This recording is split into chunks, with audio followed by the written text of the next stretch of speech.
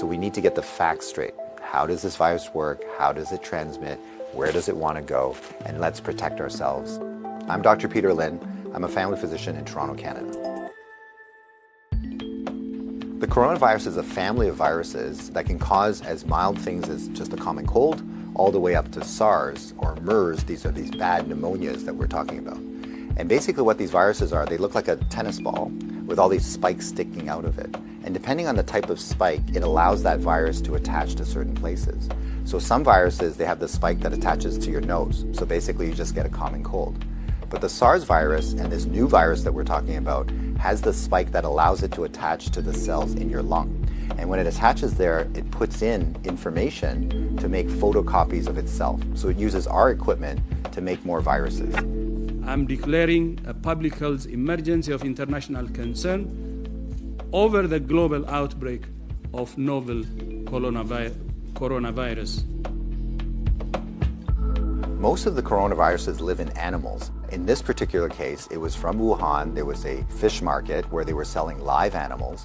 And the thought is that the virus was in a live animal, then it crossed into a human. But then what we found was that people were getting sick in terms of healthcare workers, in terms of family members that were looking after them, which now meant that the virus can pass from human to another human. Just like all viruses, it needs to reach a target, which is your lung. And it has to get there with your help. It has no feet and no wings. So therefore it needs us to move it there. So that's why we keep saying, don't hang around sneezy people because you're gonna breathe it in. And don't touch your face because that's how the virus is gonna get in. The masks are helpful, but they're not necessary because they're leaky. The ones that you and I buy basically have pockets here, so therefore the virus can get in. What the masks really do is they stop us from touching our face. If you're sick, we tend to mask you, so therefore you're not spewing out the viruses to other people sitting around you. The true people that have the real masks are the N95. Those are sealed. These are for the doctors that may be caring for their patients. So in the beginning, the coronavirus will cause kind of like flu-like symptoms or a cold. So people just get the stuffy nose, that kind of thing. But you'll understand that as soon as that virus starts manufacturing in your lung cells, they're producing all these copies of the virus, all of a sudden now you kill the lung cells. So now you can't exchange oxygen. And that's why one of the early symptoms is people get very short of breath and they tend to have a difficult time breathing, and that's why they end up in hospital. So currently, unfortunately, we don't have a direct treatment for the coronavirus. So we don't have a medication that can kill it off. And so it's really supportive. So in other words, the patient can't breathe, we give them oxygen, help them to breathe. They can't drink, so therefore we give them fluids to support them. Their kidneys begin to shut down, we help them with all those things. So it's a very supportive process. This is a new virus that we've never seen before. So our immune system, our army, are having a hard time figuring out what to do. So usually what we have to do is we make something called antibodies.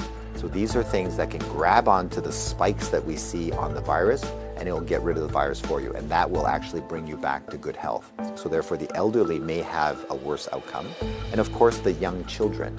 So the babies, their immune system is not so good either, so they may not make those antibodies as well. So just remember, your hands may be with virus. Virus cannot hurt you because it can't get through the skin, but the moment I do this, now I've brought the virus right to where it wants to go. So let's remember not to touch our hands to our face. So let's say you think that you might have been on a plane or you might have bumped into somebody that has it. What should you do? So the first thing is to contact a healthcare worker to tell them that potentially you have it. If you're feeling symptoms and you're going to go into a facility, call ahead. Okay, so whether you're calling the paramedics or whether you're calling the hospital or your doctor, just mention that you were on a flight. If you don't have any symptoms, then what we do is a little bit of a self-quarantine. In other words, we can just keep you away from other people, and so you don't go into parties, don't go with your friends, don't go into public transportation. So we can contain it very easily by making sure that you do a self-confinement, so to speak, for the, let's say, 7 to 14 days is the longest incubation time. So after that, if you're feeling well, then you don't have anything to worry about. If we get the facts right, then we don't have to be overly worried, but we do the right things so that we don't get the virus ourselves and that we don't pass it on to others. And if we look